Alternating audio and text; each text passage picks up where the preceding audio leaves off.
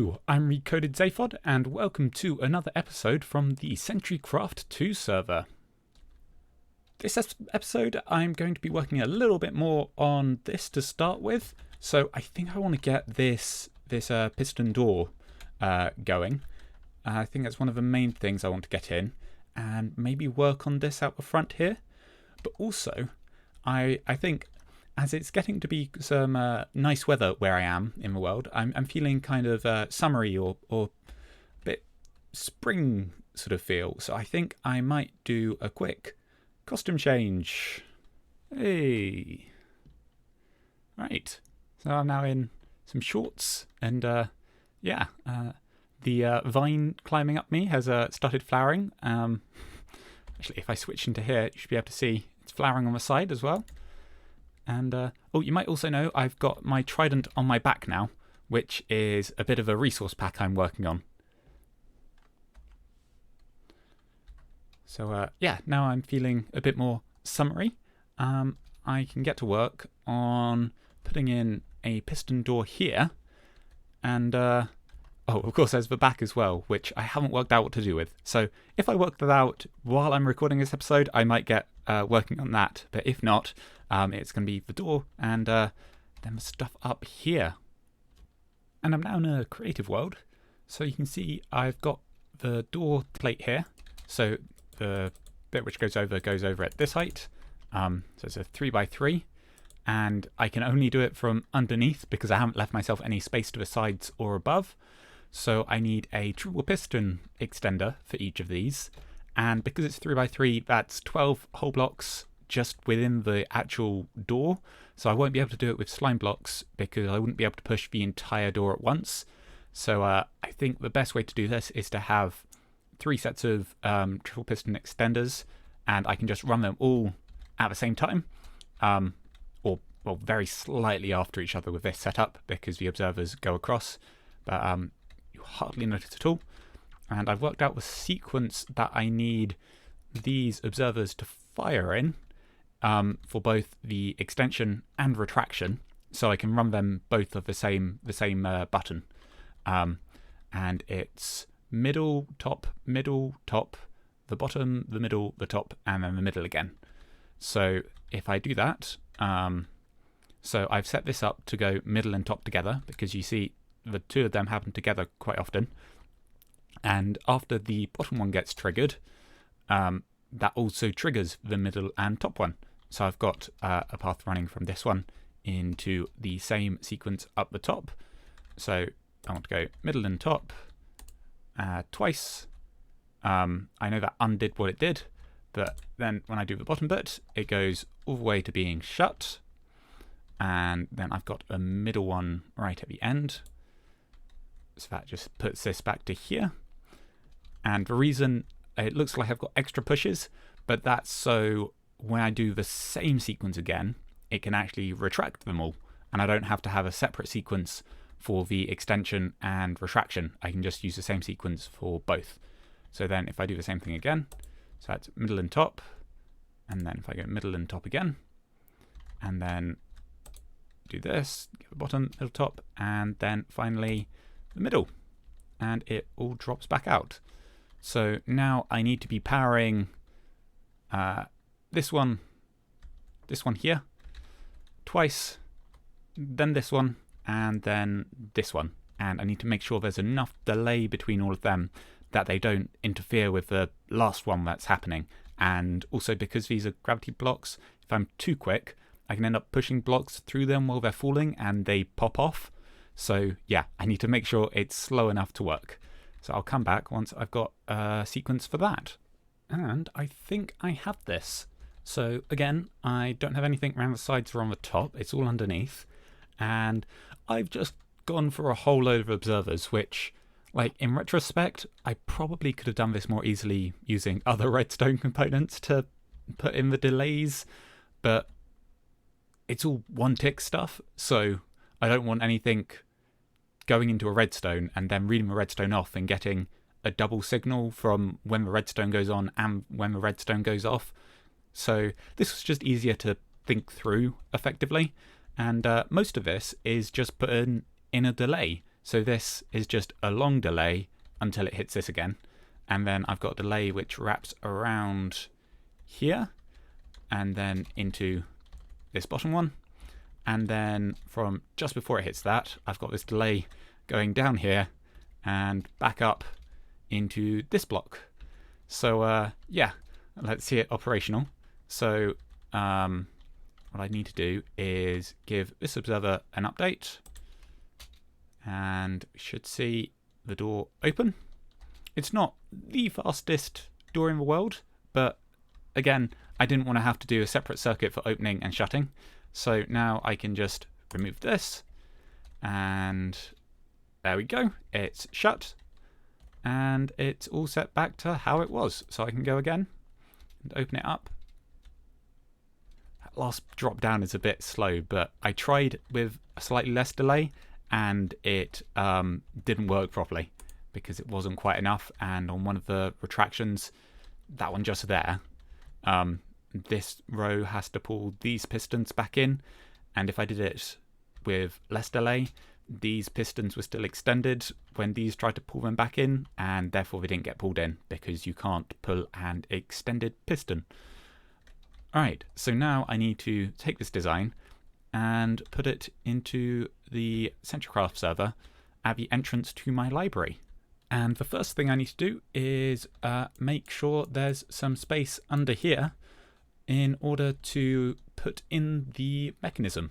So I need to dig out a nice big hole, and I think over this side there's already a cave. So yeah, if I dig sort of down and then that way, I should have some space in the cave already dug out for me.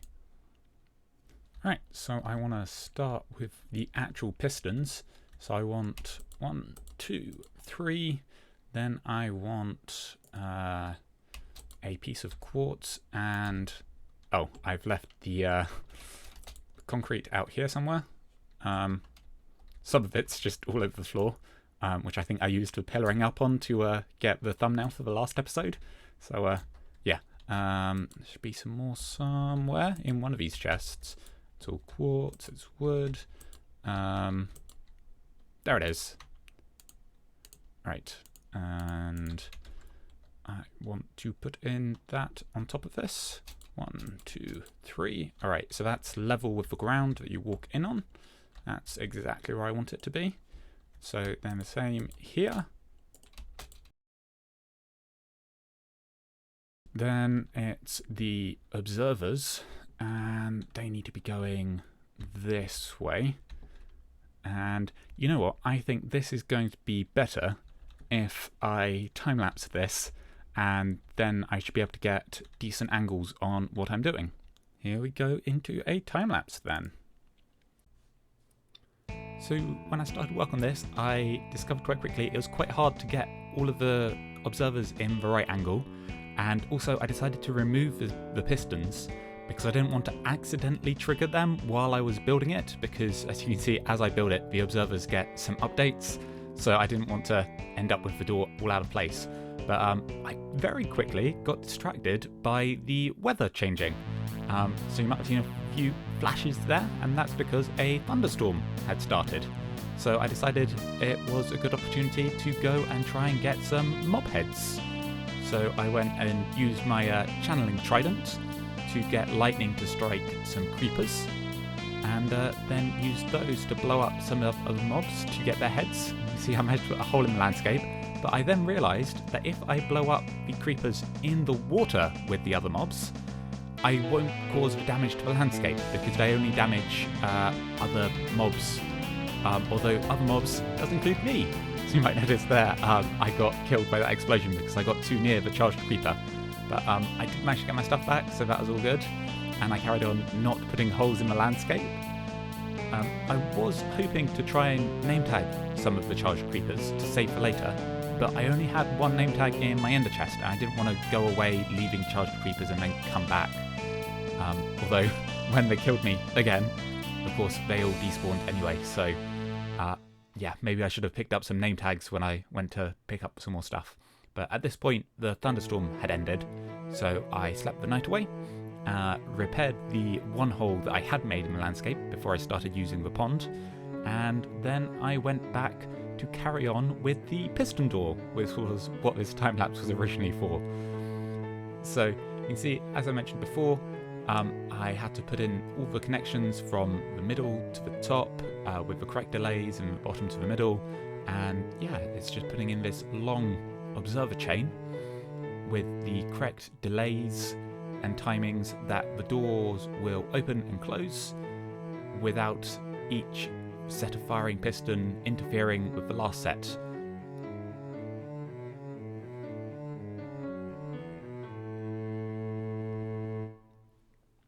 And here we go. I think that's the last blocks placed in, or at least I thought so at the time. So I went and I gave it a test. You can see the door didn't fully close, which rather confused me. But I tried again and watched what happened, and I realised I'd left out some observers from when I got distracted to go and fight some creepers. So then it worked. Right, hopefully you saw at the end of that time lapse that the door is working. So now I just need to get a signal down to here from some sort of button on the surface. And I also think it'd be quite good to have this linked up so when it goes to being nighttime, it makes sure the door is shut. So that way, even if I don't have this much torch spam all around this area, I'm not going to have zombies spawning and immediately pathing in to attack the villagers. Although there should be an extra line of defense because the double carpets I've got here to stop the villagers pathfinding out should also stop monsters pathfinding into them, but I wouldn't want to guarantee it. So yeah, if I can link up a nighttime detector, skylight detector, just out here and have that turn it off. I don't want it to turn it or to open it if it is shut, but I do want it to shut it if it's open. So I'm going to need to have it separate for turning on and off in whatever bit is triggering it, but I should still be able to power both with the same button up top. I might need to think about this a moment. Yeah, I'll think about this and I'll come back once I've worked it out. So what I've decided to do, because working out how to do that with a nighttime sensor and then I'd have the nighttime sensor sticking out somewhere over here, I figured what would actually work better is if I have a button on this side and a button on this side and they only open the door temporarily. So you press a button, the door opens, and then after a short amount of time it closes up behind you. That way it's just defaulting to being closed, because you can sometimes get, mobs wandering around during the daytime anyway. So that just makes it that extra bit safer, and it's a bit easier to make. So I'm going to grab some birch buttons because I think they're actually going to work better. It's going to go there, and then this one, let's try not to fall down, goes here. Then if I take out this block and this one, oh, I took out two, didn't mean to do that. And did that probably knocked a button off? Yep, it did. And let's put that back there. All right, I'm going to want a sticky piston there, block of redstone underneath that, and then I'm going to make a pulse extender. I keep falling down. That's just great. A pulse extender. Right, so I want to think I wanted it. Okay, that bit needs to be a bit of wall. Right, yeah, no, that's fine. I can work with that. So I do it like that, and I want this across here, and then is this a floor level above my head? It is. Okay. Let's jump up there, and then 2, 3, 4. Then I want the redstone there, So then if I grab some comparators, turn this into a pulse extender. 3, 4, 1, 2, 3, 4. Right, so this will turn the short pulse of the button press. That'll move the redstone block down, so that's just pushing the signal down into this bit of redstone. Then this will make the pulse nice and long, and then I want it to come out over this side and be moving this block up and down, because that's where my signal starts. Have I not put this far enough across? I'm sure I wanted a repeater to go into...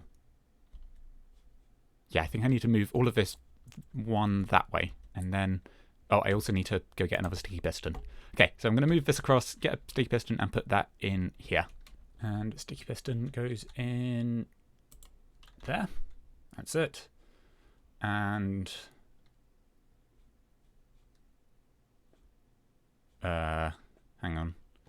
Have I got it defaulted? I think I've got it defaulted to open right now. So I'm going to need to take this out. Okay, that shuts it. That should be the default position. And then put this in here. All right, and now I need to get out of here. Get trapped by all my redstone. Can I fly out that gap? Yeah, I can fly out that gap, right? Come on. Oh, there we go. Okay. And before I actually seal this back up, let's give it a check. Oh no. What happened?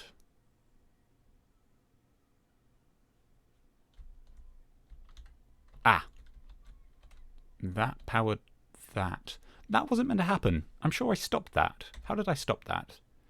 In my test world, that didn't... Oh, did I just have an air gap there? And that's the other side of that wall, so that's an issue.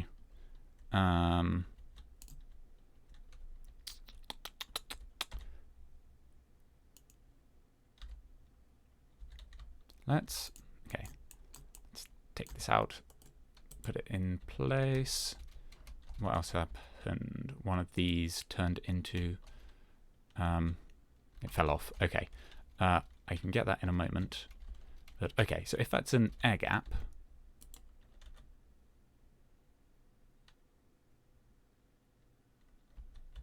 Yeah, that seems to work. And then it closes up behind you.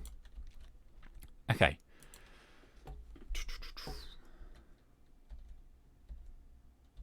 You can walk out and it will close up behind you.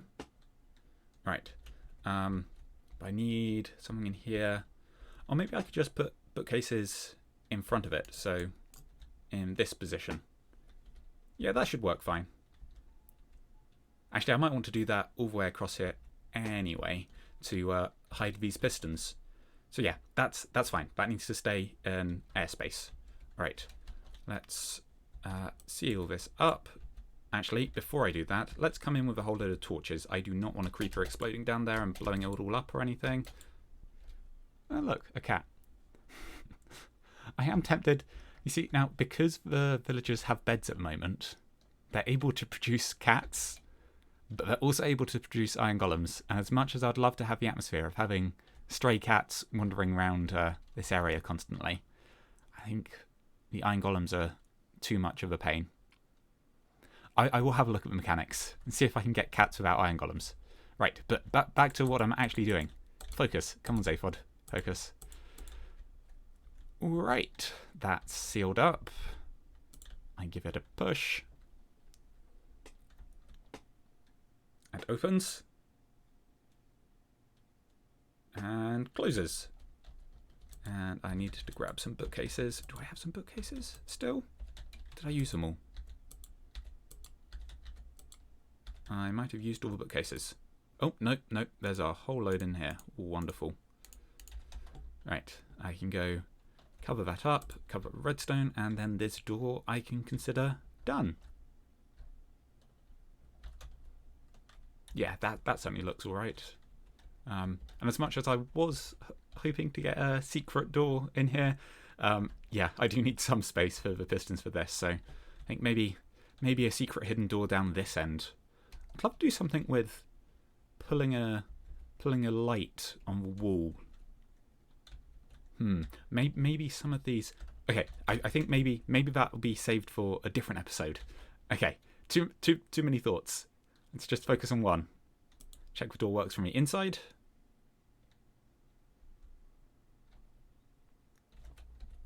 And it closes up. Hey, okay, that is a project done. But I think this is actually going to be all from me for this episode, as this episode is going on long enough. And I know I said I was going to do that bit of decoration at the top there of the library, but I think I'll save that for another one so that this episode doesn't drag on too long. And I'm very happy that I've managed to get this door working. If you have any feedback, I'd love to hear from you down in the comments below the video. I've been Recoded Zaphod, and thanks for watching.